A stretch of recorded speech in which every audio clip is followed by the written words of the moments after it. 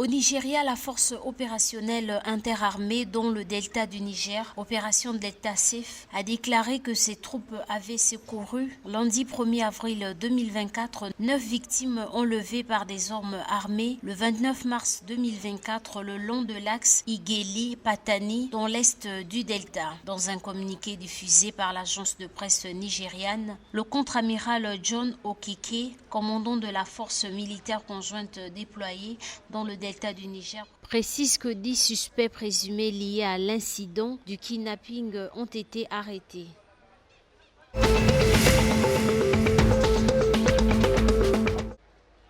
Au Togo, la production de volailles a connu une embellie significative en 2023, estimée à 35,7 millions de têtes, selon les statistiques récemment publiées par le ministère en charge de l'élevage et confirmées par les données du budget citoyen divulguées par le ministère de l'économie et des finances. Cette performance représente une hausse de 8% par rapport aux 33,12 millions de têtes produites en 2022. Cette production nationale en hausse est portée essentiellement par la région des plateaux qui a fourni au cours de l'année 12 millions de têtes, soit près de 35%.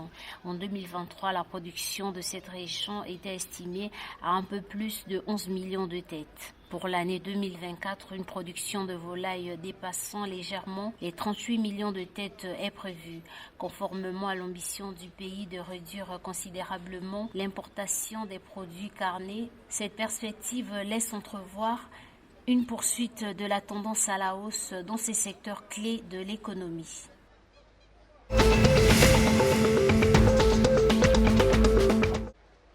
Dans le cadre de la lutte contre l'incivisme routier, l'officier de sécurité routière, sous l'égide du ministère des Transports, organise du 3 au 10 avril 2024 la 15e édition de la Semaine nationale de la sécurité routière.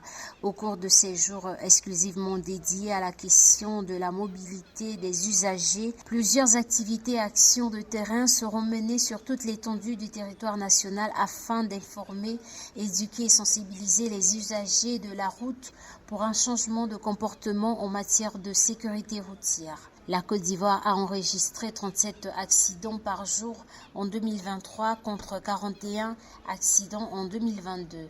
Notons que la Semaine nationale de la sécurité routière s'inscrit dans le cadre de la stratégie nationale de la sécurité routière 2021-2025. Elle a lieu entre le 3 et le 10 de chaque mois.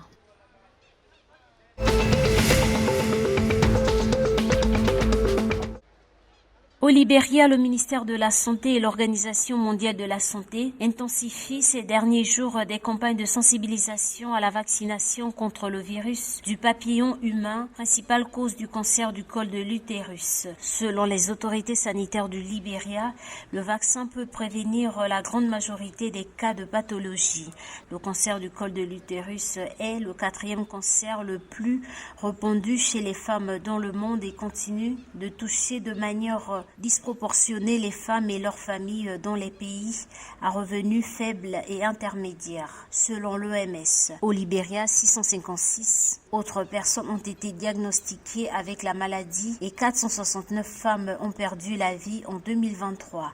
Les autorités libérianes ambitionnent d'ici 2030 de faire vacciner 90% des filles avant l'âge de 15 ans, de garantir 70% des femmes entre 35 et 45 ans bénéficient d'examens réguliers pour le cancer du col de l'utérus et que 90% des femmes atteintes d'une maladie du col de l'utérus reçoivent un traitement.